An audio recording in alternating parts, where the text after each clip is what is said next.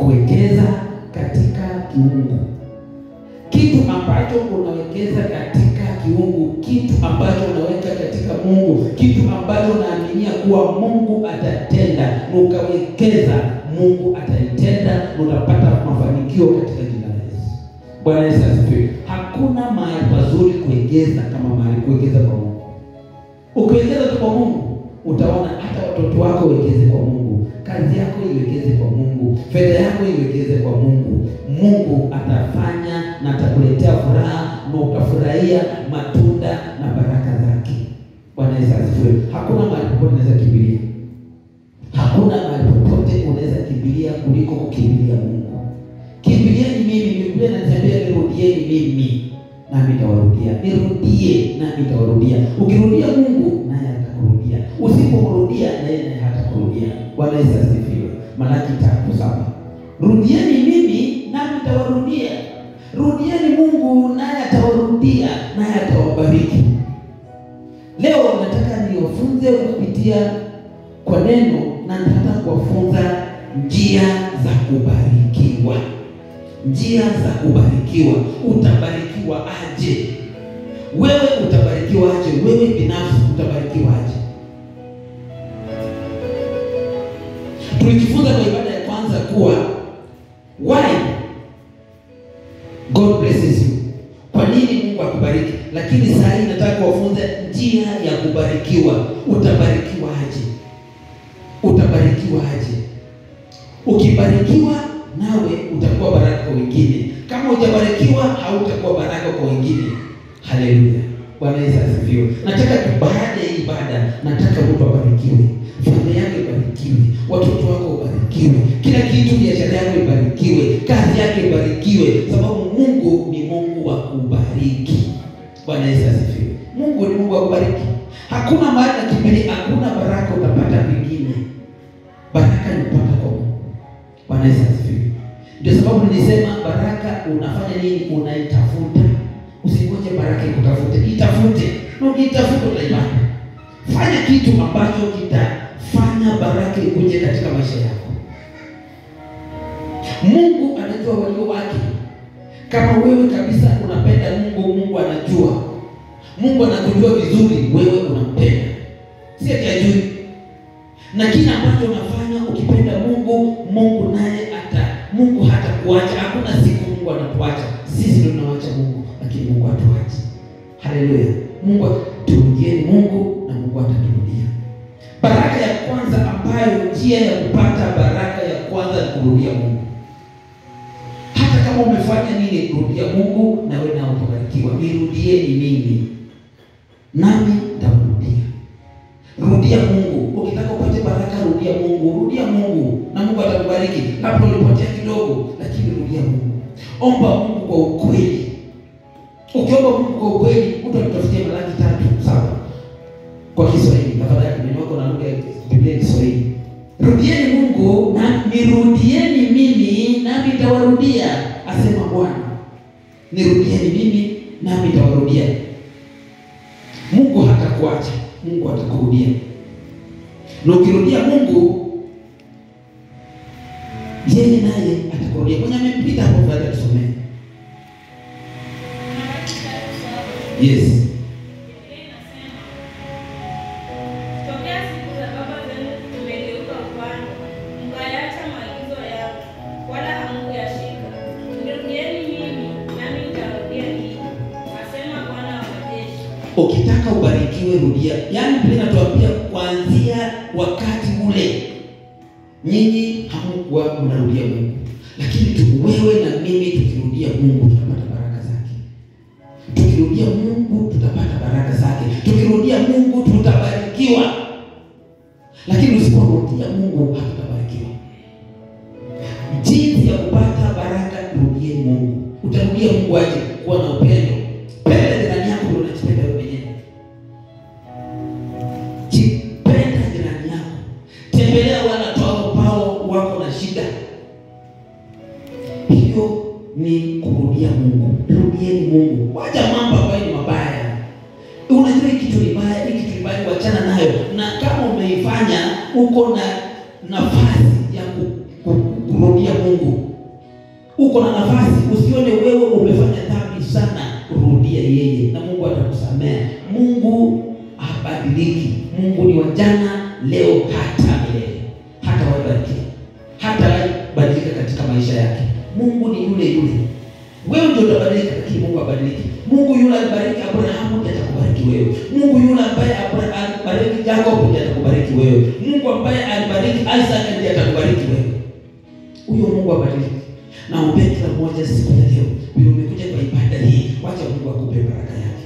Wacha Mungu akufungulie njia. Kitu ambacho unataka ifanyike katika maisha yako na kuombea siku ya leo, Mungu fungua. Wacha ikuje katika maisha yako. Wewe fikiria ndani ya roho yako. Kitu ambacho unafikiria ndani ya roho yako, Mungu ataweka kwa mkono yako. Kitu ambacho unawaza katika roho yako, Mungu ataweka mkononi mwako. Kitu ambacho unafikiria kile kizuri, unajua ndio kitu itoke nje. Ndio kitu mtu akiongea tayari imeingia kwa akili yake, imeingia kwa roho yake. Roho yako inakwambia nini? Ndio mdomo yake ifunguze. Kile ambacho unafikiria katika roho yako, kile kitu ndio Mungu atakupea. Ndani ya roho yako. Kile kitu ni ile ni wakati tu, lakini Mungu atakupea. Mungu atakufungulia. Mungu atakuwezesha ukimrudia. Nirudie na kwambia, hata binadamu akiinuka namna gani, hata binadamu akifanya nini, hata akituma silaha gani, Mungu kama amepanga kubariki atakubariki. Bwana Yesu asifiwe. Nataka mtu abarikiwe. Ukibarikiwa kanisa imebarikiwa. Ukibarikiwa jamii imebarikiwa. Ukibarikiwa familia imebarikiwa. Ukibarikiwa yule ambaye hana pia atabarikiwa.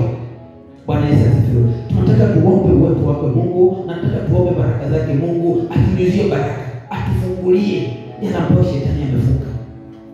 Haleluya. Mrudie Mungu. Kitu cha muhimu sana, rudia Mungu. Nirudie mimi na nitarudia. Utasomea Mwanzo 12:2-3. Ukisoma Mwanzo 12:2-3, Mungu alibariki Abrahamu. Mungu alibariki, alimwambia kama kukubariki nitakubariki. Kama kukubariki nitakubariki. Kama kukupea nitakupea. Na nikikupea wewe nao utafanya nini? Nikishakupea wewe nawe uwe baraka kwa mtu mwingine. Haleluya. Kama mtu amefika hapo ndio usome 12:2-3. Nami nitakufanya wewe kuwa taifa kubwa, na kukubariki na kulikuza jina lako, nawe uwe baraka. 3. Nami nitawabariki wakubarikiwa, naye akulaaniye nitamlaani, na katika wewe jamaa zote za dunia watabarikiwa. Kama kukubariki nitakubariki. Mungu anasema kama kukubariki. Unajua hapa sasa Abrahamu hajabarikiwa. Hapa anaahidiwa.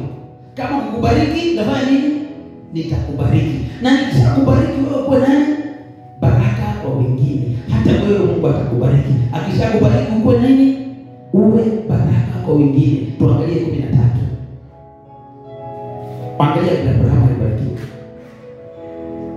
13. Mwanzo 13. Wacha tuanzie penyewe. Kama kukubariki nitakubariki. Hapo ni ahadi Abrahamu anapewa. Tukisonga mbele 13, kwenye mstari wa 13. Hatuna Biblia Kiswahili. Miriam, hauna Biblia Kiswahili? Yes, hao ni waongozo. Wala. Please usomee.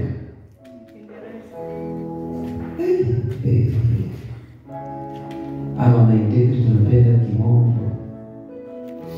Tumewacha kilani sasa hivi tuko kwa Kiswahili. Tutasoma katika jina la Yesu. Abrahamu akapanda kutoka Misri, yeye na mkewe, na kila songeni chini kidogo, anzia 2. Inasema hivi, naye Abrahamu alikuwa ni tajiri sana kwa mifugo, kwa fedha na kwa dhahabu. Akaendelea kusafiri kutoka kusini. Wacha tuwatie tu hapo. Hapa 12 Abrahamu aliahidiwa na Mungu, kama kubariki nitakubariki. Kama kukubariki nitakubariki. Na kama kuna mtu ambaye atakulaani, hata mimi nafanya nini? Nitakulaani. Hapo na ahadi Abrahamu alipewa. Ukienda 13 sasa Abrahamu alifanya nini? Akabarikiwa. Yule Mungu alibariki Abrahamu atakuja kubariki wewe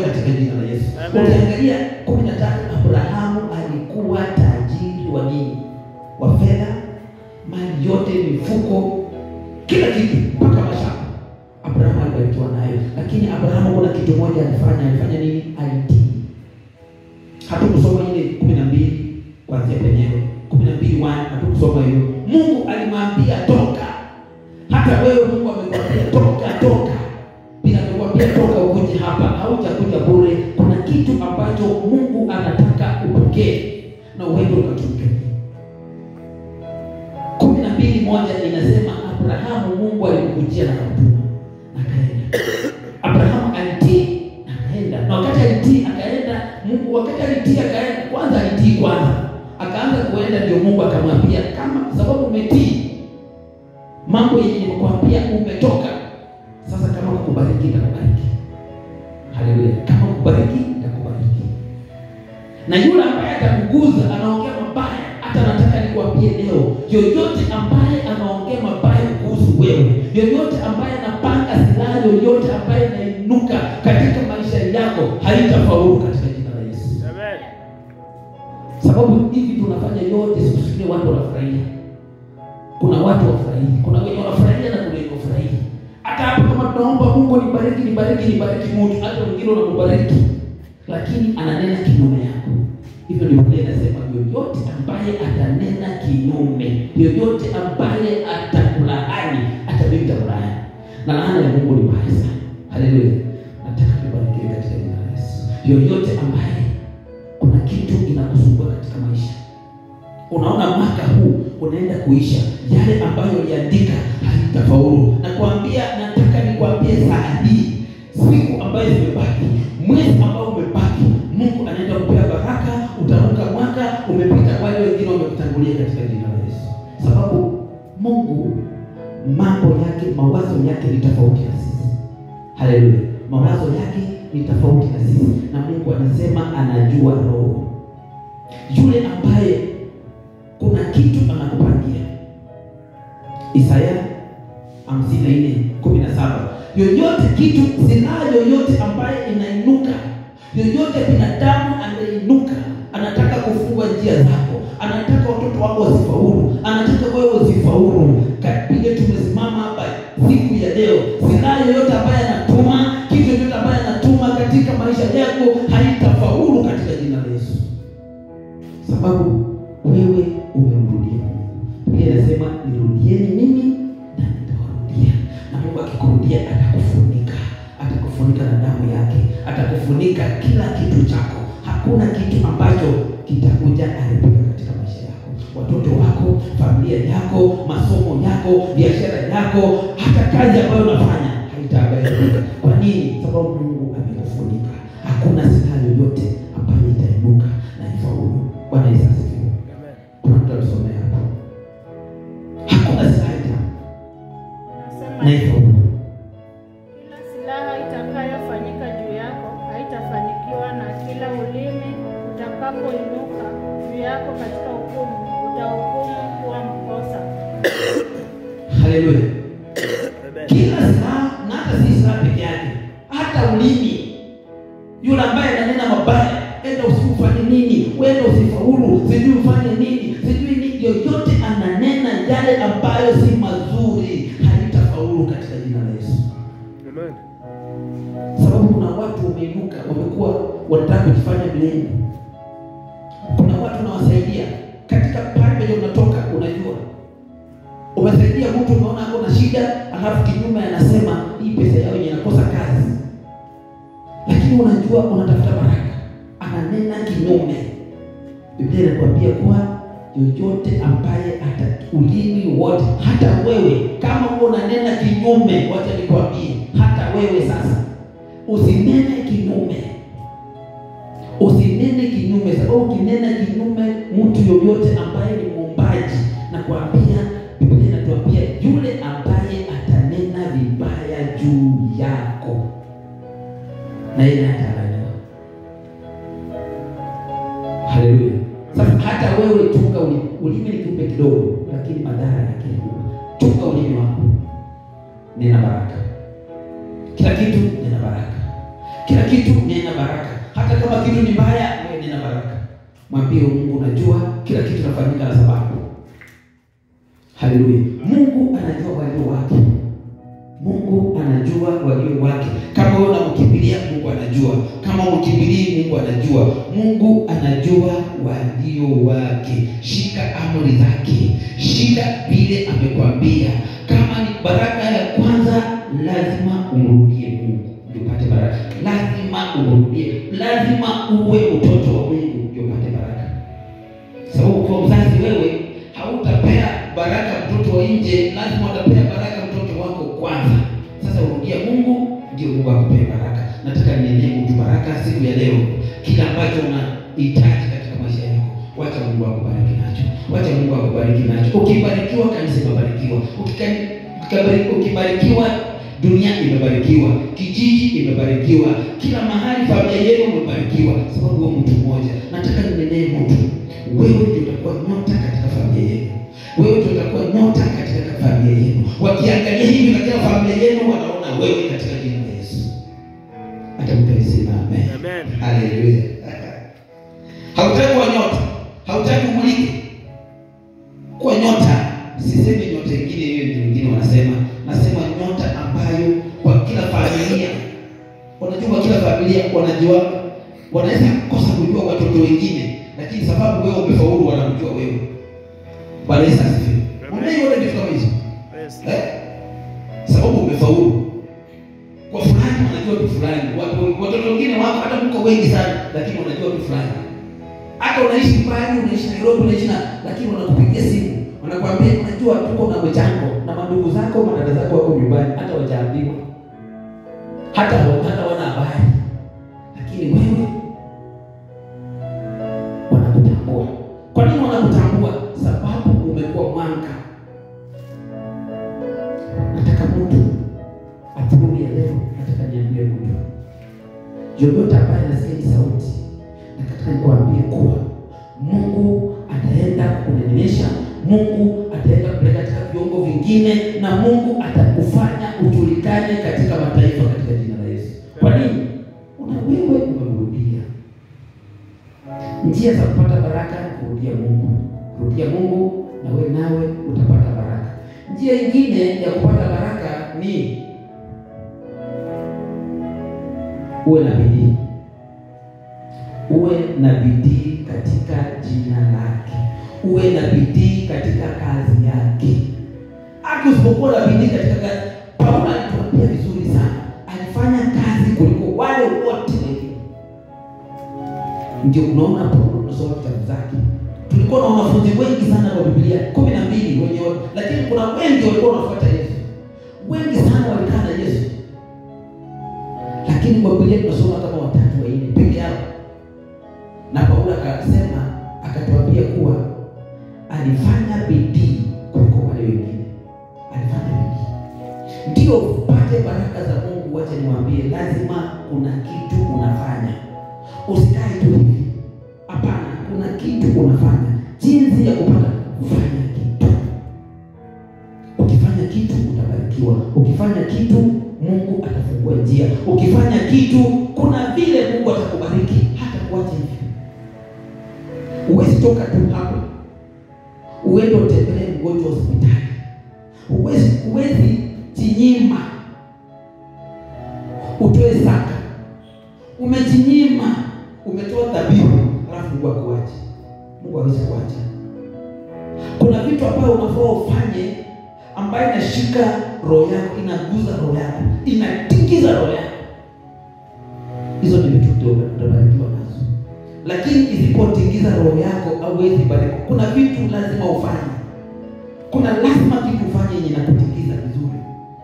Lazima you have to pay a price to receive this blessing of God. Ukipiga unajinyima tu hivyo unaamka.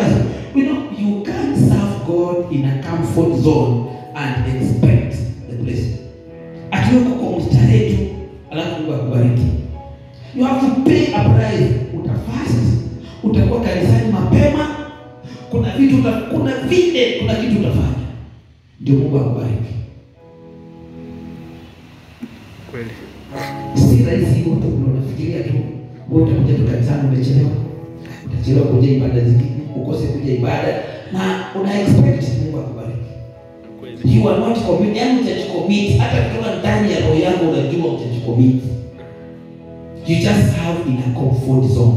Yaani wewe tu kama weather iko nzuri itaenda, kama naangalia kwa dirisha weather si nzuri, si kanisa. That's what you can be.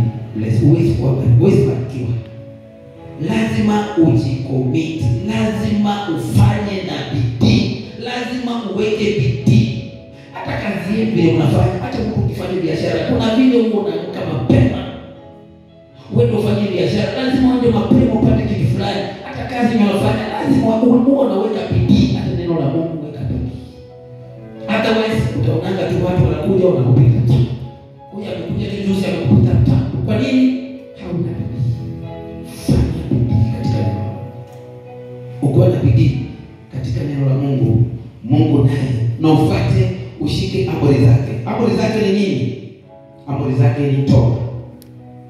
So unataka baraka, toa, jitoe ndio upate baraka. Usipojitoa hautapata baraka. Kuwa na bidii. Unapanda wapi? Wewe mwenyewe unapanda wapi? Kuwa na bidii. Wagalatia 6:8. Wagalatia 6:8. Kama kuna mtu wako hapa asome. Kila kitu unafanya unapanda mbegu. Hii mbegu yako unapanda wapi? Hii mbegu yako unapanda wapi? Wapi unapanda mbegu? Wagalatia 6:8. Andika inasema, maana yeye apandaye kwa mwili wake, katika mwili wake atavuna uharibifu, bali yeye apandaye kwa roho, katika roho atavuna uzima wa milele. Haleluya. Kama wewe unapanda, sijui unapanda wapi. Mbegu ambayo unapanda saa hii ujue itainuka. Kitu ambacho unapanda saa hii ujue itakuja kuinuka. Unapanda wapi? Unapanda nini?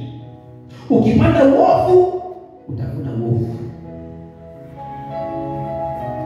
Sababu huwezi toka hapa upande kitu nzuri alafu upate kitu mbaya. Huwezi panda maharagwe ukavuna mahindi. Huwezi panda mahindi ukavuna maharagwe. Nini unapanda katika maisha yako? Ni nini unapanda? Kila ambacho unapanda itaterminate, itaamuka. Na ikiamuka utaona matunda ambayo unapata. Kama unapanda unatafuta baraka, hizo baraka kila ambacho unatafuta hii dunia unapata. Kama unatafuta bidii, kama vile huwa unakuwa ukienda kutafuta kazi. Leo Mungu acha nipate kazi. Wacha leo unaenda ukijua unaenda kupata kazi. Na kweli utaenda mara 2, 3, 4, 5 utapata kazi. Ni hivyo hivyo. Hata neno la Mungu si kitu ya kwenda tu hivi. Enda kama umejicommit. Enda kama umemaanisha. Enda kama akili yako iko pale. Kiambia Mungu nataka nipate hiki. Na Mungu atakupea. Haleluya. Mungu atakupea. Wacha niwaambie upendo. Mkimaanisha, wewe na mimi tukimaanisha, Mungu atatenda. Mungu atatenda. Maanisha. Usifanye vitu kwa mzaha. Maanisha. Mambo ya Mungu haina mzaha. Fanya ukimaanisha. Kama unataka baraka za Mungu, hakuna mahali unapata baraka. Ni kwa Mungu tu. Mungu tu ndiye atakubariki. Mungu tu ndiye atabadilisha maisha yako. Hakuna mtu dunia hii atabadilisha maisha yako. Ni Mungu tu. Ni Mungu tu. Tafuteni Mungu. Tafuteni Mungu na ufalme wake. Seek first the kingdom of God and his righteousness. Tafuteni kwanza ufalme wa Mungu. Haya yote Mungu atapea. Napenda hebu turudie kitabu. Najua nikisema hivyo atinania. Kila mtu anajua kitabu ni gani. Tafuteni kwanza ufalme wa Mungu. Nani anajua hiyo? Haya. Mathayo 6:33. Tafuteni kwanza. Wewe unataka baraka za Mungu. Unataka Mungu akupee hii. Mungu akupee kazi. Mungu akufungulie biashara. Tafuteni kwanza ufalme wa Mungu. Na hayo yote mtazidishiwa. Mungu atakupea. Ufalme wa Mungu si wa kuzidishiwa. Ufalme wa Mungu ni wa kutafuta. Unautafuta. Unajua ukikwambia kutafuta, sijui kama unajua maana ya kutafuta. Kutafuta. Yaani kama ni kitu yenye unatafuta iko ndani ya nyasi, shilingi imepotea iko ndani na utafute mpaka uipate. Ufalme ni wa kutafutwa, sio kuongezewa. Haya, kwenye amefika hapa tusome. Tafuteni kwanza ufalme wa Mungu na hayo yote utazidishiwa. Kama tusome. Biblia inasema, bali mtafute kwanza ufalme wake na haki yake, na hayo yote mtazidishiwa. Tafuteni kwanza. Wapendwa, wacha nikwambie, hizi baraka ambazo unatafuta, usitafute shortcut. Hakuna shortcut. Shortcut, tafuteni ufalme wa Mungu.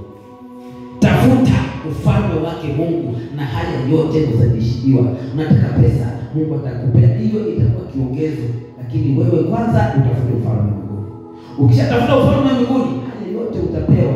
Hii mambo unalia God nipe hii, Mungu nipe hii, Mungu nipe. Hiyo ni yaani kulingana na Biblia, hiyo ni kiongezo. Kitu kwa utafute ufalme na utafute kwa ukweli, kwa haki na ukweli, na utapata baraka zake. Tafuteni kwanza. Fanya bidii ya kutafuta ufalme wa Mungu. Fanya bidii wa kutafuta ufalme wa mbinguni na hayo yote mtazidishiwa. Tafuteni ufalme wa mbinguni kwanza na hayo yote mtazidishiwa. Sababu Biblia inatuambia kuwa mkitafuta ufalme wa mbinguni nami nitawapea. Tuangalie Petero wa kwanza. Petero wa kwanza mlango wa 2 aya yake 5. Hiyo tunaangalia kipengele cha mwisho cha 3. Kipengele cha mwisho cha 3 ni toa. Uwe mtu wa kutoa. Unataka ubarikiwe, jinsi ya kupata baraka, uwe mtu wa kufanya wa kutoa. Na utabarikiwa. Toa. Petero wa kwanza utasomea hapo tukienda kumalizia. Petero wa kwanza 2:5. Nasema hivi: ninyi nanyi kama mawe yaliyo hai, mmejengwa mwe nyumba wa Roho, kuhani mtakatifu, mtoe dhabihu za Roho zinazokubaliwa na Mungu kwa njia ya Yesu Kristo. Toeni nini? Toeni dhabihu za Roho ambayo inakubaliwa. Toeni dhabihu. Nikiuliza mtu hapa mwisho kutoa dhabihu ilikuwa nini? Sijui wengine kama wanaweza kukumbuka. Hawakumbuki.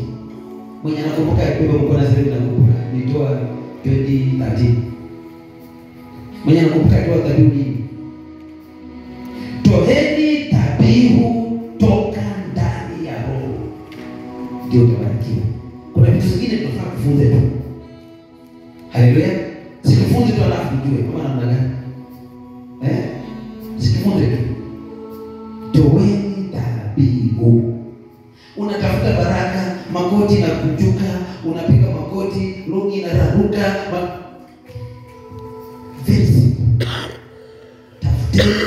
Toweni dhabihu ambayo kutoka ndani ya Roho ambayo itakubaliwa. Kwa ufupi, hiyo dhabihu ukitoa, kama utatoa kutoka ndani ya Roho itakubaliwa. Sawa sawa, itakubaliwa. Toweni kutoka ndani ya Roho ambayo itakubaliwa. Ukitoa, kuna watu wengi sana wanatoa lakini watoe kutoka ndani ya Roho. Toa kutoka ndani ya Roho ikubaliwe. Lakini usipotoa kutoka ndani ya Roho haitakubaliwa. Hakikisha kuwa ukitafuta baraka kuna vitu ambavyo lazima ufanye. Na vitu ambavyo lazima ufanye ni hizi nawaambia. Viko vingi lakini kwa leo wacha tuangalie vitabu hizo. Kwanza, rudieni Mungu. Pili, mtafute kwa bidii. Ya tatu, toweni dhabihu. Toweni dhabihu. Hivyo tu ndio utabarikiwa. Ni vitu, kuna vitu vingine vinakaa vidogo sana. Lakini vitu za muhimu katika maisha yetu. Ni vitu muhimu sana ambayo inafungua njia zetu. Niliwaambia pale, nafikiri Jumapili iliyopita, nikasema wamama wetu, wazazi wetu walitusaidia. Wengine wazazi wetu walikuwa kwenda shule, lakini walitusaidia sana. Sijui kama walikuwa wanajua hii maandiko ama walikuwa wanafanya tu kutojua, hiyo sikuelewa.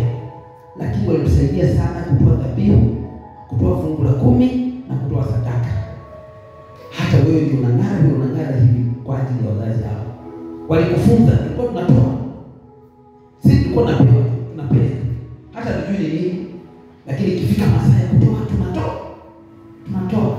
Lakini ilikuwa dhabihu ambayo mama alikuwa anahakikisha ameangalia ulitoa Mungu. Hiyo siku hata kupewa mayai na upasulie kwa njia, utakula kiboko na nini? Katika mchezo umeweka mayai kwa mfuko, unaanguka unapasulia ndani ya suruali. Ile atakuwa anavanga kwa suruali. Imepasuka. Utachapa. Kwa nini? Mama anajua nini anafanya. Anapanda mbegu. Hii mbegu ndio saa hii inaongea. Hiyo mbegu sasa ndio nini saa hii. Wako wewe sana. Yaani I salute them. Mimi na usaliti. Ndio naona. Hatuwa unajua nini? But toeni dhabihu. Ukitaka kubaliwa toeni dhabihu. Wacha tusikae kama watu wengine. Hatuelewi. Wacha tumalizie hapa. Tumalizie Methali 28. Methali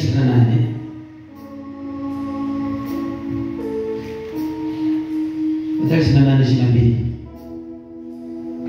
Nani anakumbuka hiyo scripture? Yenye nasema watu ambao hawatoi. Watu ambao ni watoi. Nani anajua hiyo? Methali 28. Nafikiri 28:22.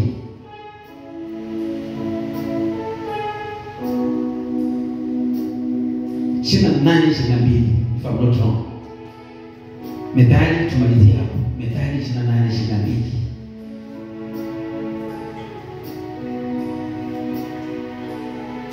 Hapo ndio nimefika hapo. Lisi tusome. Mwenye husuda afanya haraka kuwa tajiri, wala haufikiri uhitaji utakao mjilia. Mwenye husuda. Hiyo husuda kwa Kiingereza nasema nataka mwenye husuda hiyo husuda. Kwa Kiingereza ni kumaanisha nini? Mwenye utajiri. Ama mwenye inamaanisha nini? Mwenye husuda. Yaani mtu mwenye mgorogamu. Ama inaitwa nini? Stingy. Mwenye kujitakia, kuna ubinafsi. Huyo mtu, unasikia huyo mtu? Yaani mtu anajitakia kila kitu anataka achukue tu. Kila kitu, yaani kila kitu ni yake. Kila kitu ni yake, kila kitu ni yake. Yaani anataka kuchukua tu. Akiona shamba pale anataka, alipaka na kunyang'anya. Akiona nini hapa anataka kuchukue tu. Akiona watoto wazuri anaona hata wangekuwa watoto wake. Huyo mtu wanasema, Biblia inasema kuwa mtu kama huyo anataka kuwa tajiri haraka sana, lakini anasahau kuwa umaskini na mgonja. Hajui kuwa umaskini na mgonja. Sasa kama wewe ni mtu wako, yaani mtu wa kujitakia, ni wewe tu. Kila kitu unakutaka kwako. Ni wewe tu. Ni wewe tu. Ujue umaskini na mgonja. Mimi huwa nasema hivi, mtu tajiri si mtu ambaye unaona ako na vitu. Mtu unaona ako na nyumba nzuri, unaona ako na. Mtu tajiri ni mtu ambaye ako na roho safi na anatoa. Huyo ni tajiri. Lakini mwenye unaona tujengo, unaona hizo vitu zinaweza isha mara moja. Simeyo. Simu wamekuwa na vitu na hawana. Utajiri mzuri ambaye kutoka kwa Mungu ni ile kama ya Abrahamu. Ile ambayo generation and generation wanaenjoy. Si hata wewe mwenyewe ndio ulipata, na wewe mwenyewe sitaisha kama wewe mwenyewe utaisha. Those are not kingdom wealth. Hiyo si utajiri wa kimungu. Ndio sababu Biblia inatuambia yoyote ambaye ako na ubinafsi, yoyote ambaye anajitakia, yoyote ambaye anafuta, huyo usiku ukitaka baraka za Mungu usiwe hivyo. Uwe mtu ambaye unafungua mkono. Uwe mtu ambaye unafungua mkono. Watu wanaona unafungua, you can give up the last one, unapenda mpaka ile ya mwisho. Na Mungu anakupa mtu kama huyo, utaona kama analala njaa, mtu kama huyo utaona kama anahangaika, na utaona kama anaomba, sababu anafungua mkono. Hizo ni baraka ambazo tunahitaji tuwe nazo. Haleluya! Hizi ni baraka ambazo tunahitaji tuwe nazo. Wakati tulianza hii topic Jumapili ya kwanza, nikasema, nilikuwa najiuliza, Mungu umenipea nifunze kingdom investment in this generation where people they don't want to give, they fear giving. How do I teach this topic the entire month? I thank God ndio imefika katikati. In this era and this generation, watu wanaogopa kutoa, wanaogopa ama sijui hawataki. Na ndio sababu Wakristo wengi tunahangaika sana. Watu wengi, Wakristo wengi wanatafuta kuchukua, wanaangalia njia ya kuchukua, si njia ya kusaidia, njia ya kuchukua. Wapi naweza chukua, wapi naweza chukua? Wakristo wengi wako hivyo. Ndio sababu niliwaambia Waislamu wako na siri ambayo imetushinda sisi. Wanaita nini? Wanaenda kwa njia yao, na wewe upawaiti hata siku moja, lakini wanaenda tena, unakula vizuri, unafurahi, unakula chapati kabisa. Wanapungua siri. Waislamu wako na kitu ambacho wanasaidia watu maskini. Muislamu aje kuambia, akikuona uko na njaa atabeba chakula kuletea. Kristo sisi hatuleti. Tunaona kama tunafilisika. Hivyo ndio wako na siri, na nakwambia blessing is across the board. Haleluya. Hii baraka ya kutoa hii si lazima uwe Mkristo. Hata kama usi Mkristo na unatoa, utabarikiwa. Hata kama uende kanisa, uende msikiti, uende wapi, lakini unatoa, utabarikiwa. It is across the board. Give and shall be given back to you in good measure. Luke chapter 6 verse 38. Give shall be given back to you in good measure. Sasa wewe kama si Mkristo, hauombi Mungu, lakini sasa ufalme wa Mungu ni tofauti sasa. Basi Yesu siwezi kupromise ufalme wa mbinguni, lakini nakupromise kuwa ukitoa, hata wewe kama ni Mkristo ama wewe si Mkristo, lakini una practice giving, God will give you abundantly. Mungu atakubariki. Sababu sasa ufalme wa mbinguni tofauti. Revelation ya Mungu itakuwa tofauti, lakini sababu wewe unatoa, Mungu atakubariki. Haleluya. Hapo ndio watu wengine wanapotea. Kuna mtu alimuuliza swali, mbona hao watu sisi tunaomba sana, lakini hao watu tunaona wanaomba tu ndama, wanaomba nini, lakini wamebarikiwa. Wanapeana. Enda kwa Muhindi. Kwa Muhindi ukiingia tu kwa duka yake asubuhi, kwa customer wa kwanza na TV inauzwa 50,000, umwambie niko na 10 atakupa. Si kweli? Ukiingia tu kwa duka ya Muhindi, kwa customer wa kwanza zaidi amefanya maombi ya miungu yake hiyo. Alafu kwa duka customer wa kwanza no, hii TV ni 50,000, lakini mimi niko na 10, ndio hiyo. Unajua atakupa. Alafu wewe Muhindi utaona ananunua, mtu ako na hardware lakini ananunua mikate, anapewa tu. Mimi nakuuliza wewe, siku gani unanunua tu mikate kwa pete kwa? Si unanunua, nani wachaona? Siku unanunua unapeana. Anawaita tena, anawaita, anaopea, anaokawa, anaopea. Sisi hatufanyi hizo vitu. Kitu tunaomba ni kwa makoti, tunaomba sana, piga makoti tunaomba sana. Mungu nibariki. Mungu nibariki. Tunaongea kwa dini. Lakini very simple. Fanya ambayo, shika amri zangu. Hiyo kifungu iko wapi? Wacha nisome hiyo ya mwisho. Shika amri zangu.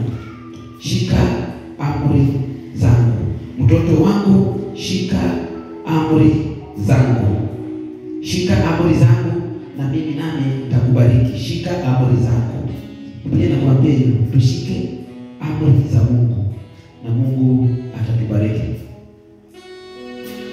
Kuna kitabu kinasema shika amri zangu. Yohana 14:21. Yohana wa pili. Yohana wa pili. Mwangalie 14:21 Yohana.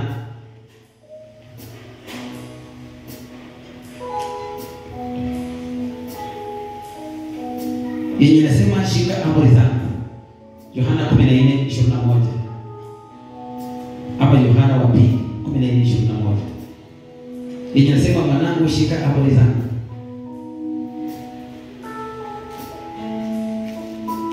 Hakuna mwenye amefika hapo.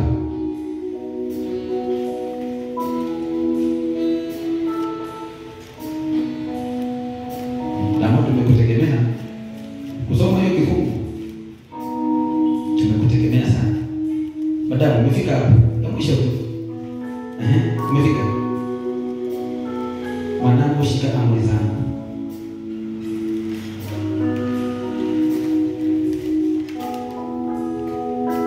Wacha nitafute. Naona muda hapa ati nimekutegemea.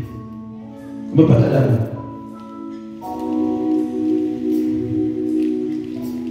Shika amri za Mungu naye atakupenda. Shika amri zake.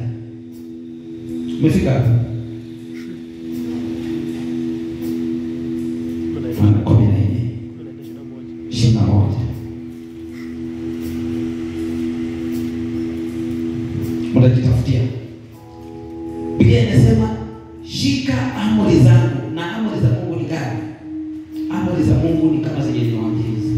Shikeni amri zangu, toeni dhabihu, nirudieni mimi nami nitawarudia, nitafuteni kwanza mimi, tafuta kwanza uso wangu na mimi zingine nitawapea.